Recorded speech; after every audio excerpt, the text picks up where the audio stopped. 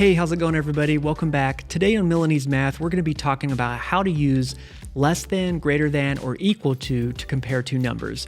And as always, if you want to follow along with our worksheet, well, that'll be the first link in the description below. Okay, so hopping right in here, I don't know if you were like me, maybe your teacher kind of gave you the funny little ways of like, it's an alligator eating the bigger. I recommend you just memorize what these symbols look like. Sometimes in a math class, it's just helpful to memorize. And so this little arrow that looks like it's pointing to the left means is less than. The little arrow that looks like it's pointing to the right means is greater than. And then of course the two bars means is equal to. So we're going to try to use these to compare two numbers. And I think you'll get the hang of this once we get going. And I'm telling you, just try to memorize which symbol is which and try to kind of get it in your head. And so that as we're going, hopefully you don't need to refer back to that table, but it's there if you need it.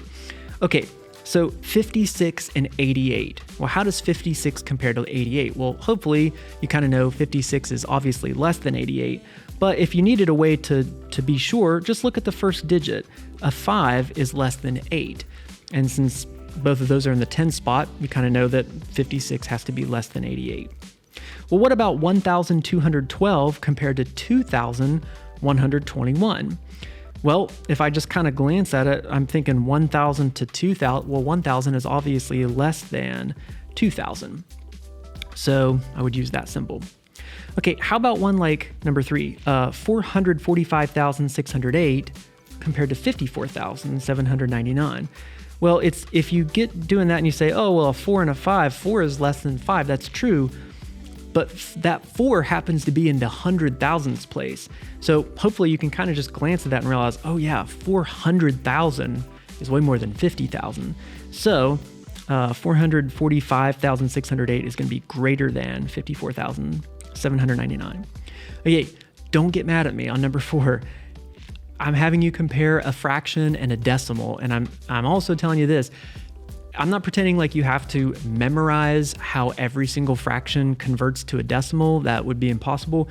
But the common ones like 1/2, 1/3, 1/4, you probably do want to memorize the decimal equivalent of that. So if we're talking about 1/4 of something, that's like 25%, or as a decimal is 0.25. So these two numbers are actually equal to each other.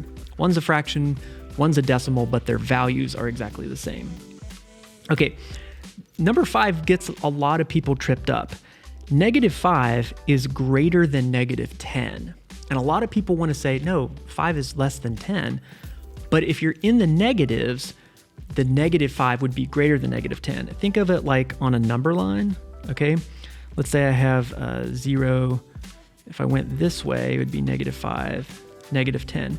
-5 is farther to the right. It's a greater number. It's bigger. You know, bigger numbers go in this direction. So -5 is farther in that direction. So it's almost kind of like backwards with negative numbers. That's one way to kind of remember it. But if you think about a number line, that's kind of how I remember it. Okay, what about one like number 6?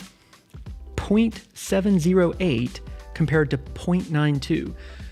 A lot of people are going to get this wrong because they think, oh, I mean, if you look at it, 708 is bigger than 92, but keep in mind, if we put a placeholder in there, now that they each have 3 decimal places, now we're really comparing 708 to 920, and it's pretty clear at that point that 0.708 is less than 0.920. So sometimes you have to fill in with a placeholder.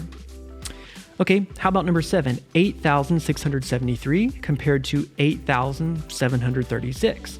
If we do that thing where we just compare the front numbers, they're both the same. But these numbers aren't equal, obviously, right? Look at the next number, 600 compared to 700. 600 is less than 700, so that first number is less than the second number.